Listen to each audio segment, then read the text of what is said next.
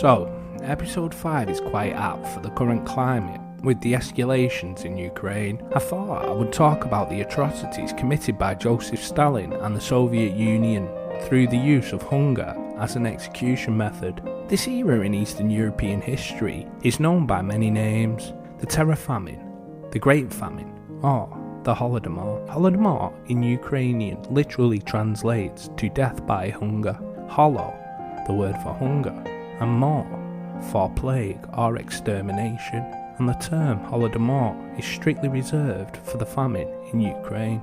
The scenes in Ukraine during the Holodomor are nothing short of harrowing. Seeing an emaciated body collapsed on the side of the road had become an everyday sight. The country became a living nightmare, a place where thousands of starving people had turned to cannibalism to survive. And yet, in the news outside of Ukraine, newspapers denied it ever happened until 1980. The worst thing about the famine was that it was all man-made, and that man was Joseph Stalin and his collective style of communism.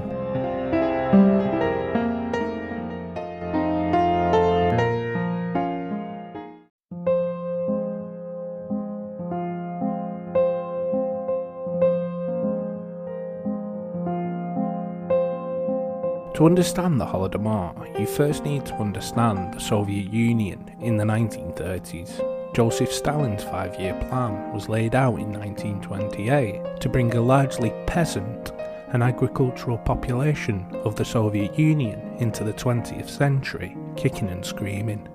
This plan was borrowed from former leader Vladimir Lenin, who briefly enacted the plan but recanted it due to famine and inefficiency. The plan overall was to transition the Soviet Union from a weak, poorly controlled agricultural state into an industrial powerhouse. While the vision was grand, its planning was ineffective and unrealistic given the short amount of time given to meet the desired goals. Farmers were drafted into the ever-growing factories. Some 8 million people were drafted into the assembly lines as cities boomed and villages shrank. In 1929, Stalin edited the plan to include the creation of the collective farming systems that stretched over thousands of acres of land and had hundreds of thousands of peasants working on them. The creation of the collective farms essentially destroyed the kulaks as a class.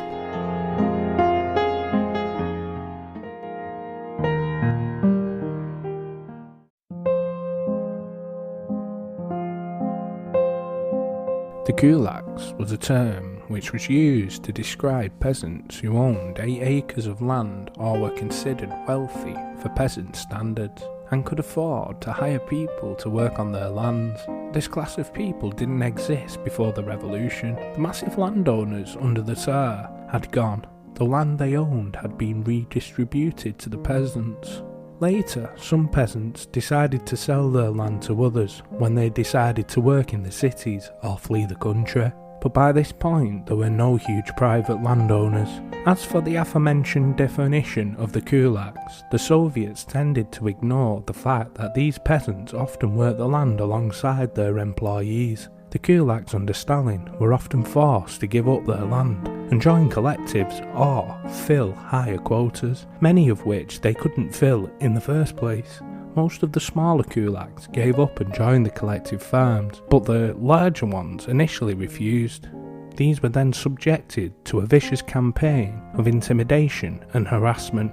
Officials would go around using violence to enter their homes and take whatever food they could. To eliminate them as a class, more than 1 million kulaks and their families were executed, deported to Siberia or sent to gulag camps.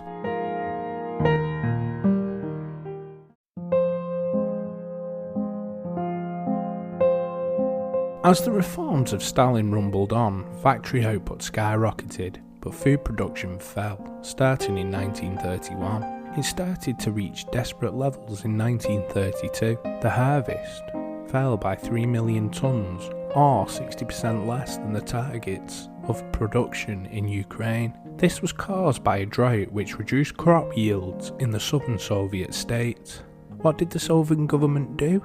Well, apart from food rationing being put in place, they did absolutely nothing. They even continued to export grain. Now, there is no doubt Vast city-dwelling populations went hungry, but it was the Ukrainians and the Kazakh people that bore the brunt of starvation's grip. The government either didn't know that the famine was happening, or they purposely wanted the Ukrainian and Kazakh people to suffer and die.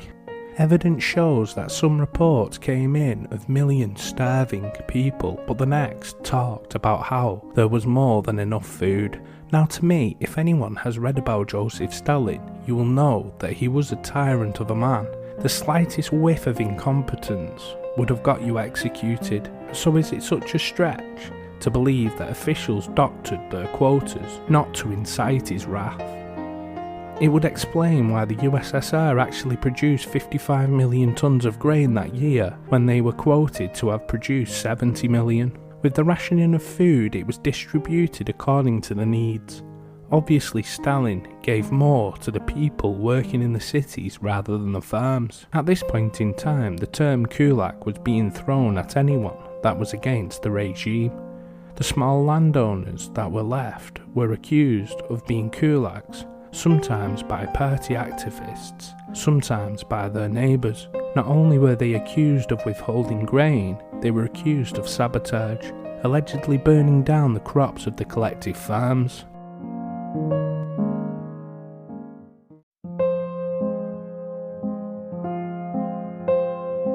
As the famine tightened its grip, farmers' situations became desperate. At first, they were forced to choose to kill what livestock was left or save them for later. Many began to eat what food they had for the livestock, bark off trees or roots. Grave robbing became prevalent, as the desperate peasants would steal gold and silver from the old elite just so they could afford to buy food from the cities. Also, they began to steal grain from the state granaries. This must have been a last resort, as we all know the Red Army officials wouldn't take this lightly. This became so frequent that it forced Stalin's hand. So in 1932 he enacted the infamous law on socialist property, which punished theft of grain with imprisonment in Siberia or straight up execution. In November of 1932, the ever-deepening famine caused the party officials and police to raid the remaining farmers' houses for anything that was edible. As the socialist property laws were in full swing by now, the theft of grain being so widespread, it was considered anything that was in the farmers' houses was damning evidence of thievery. Livestock was also considered under this madness, and the farmers were forced to hand over whatever they had left in or incur huge fines. This wasn't just reserved for the smallholders though. Collective farms that failed to meet even higher quotas were also raided. These collective farms were also placed on a blacklist, which meant they were not allowed to trade or receive any deliveries whatsoever. Pressures were also put on the local leaders in Ukraine, not with just ridiculing the party, but with imprisonment within the Gulag system, which started a vicious cycle of more party officials raiding homes for food to fulfill quotas.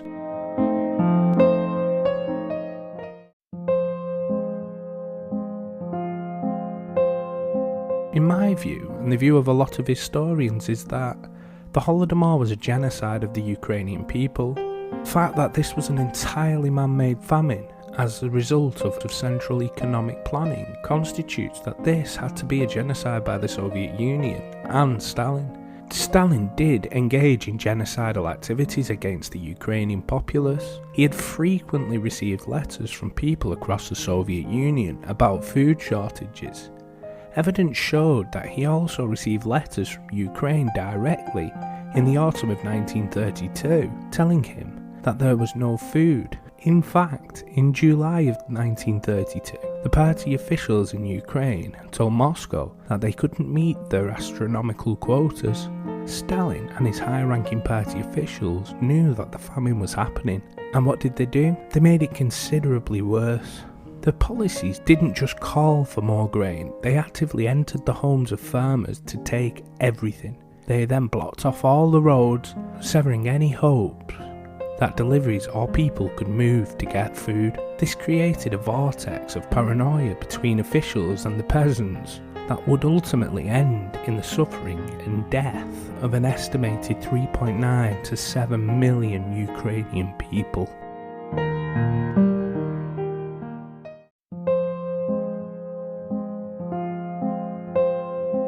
The Holodomor was probably one of the most successful genocides ever. Not only did Stalin manage to get what grain he needed to fund his industrial revolution, he managed to keep all of it under wraps. Ukrainians were even forbidden to speak about what had happened after the famine was over. There was never an official acknowledgement of the famine from the Soviets. They deemed it as propaganda to destabilise Soviet communism, and the denial of the famine began before the worst of it had even begun. Talking about it could find you on a one-way ticket to Siberia, or lined up against a wall and shot and buried in a shallow grave. One brave party member, Roman Terekov, was bold enough to mention the famine in the presence of Stalin. He was removed from leadership and expelled from the party, then records run cold on his fate.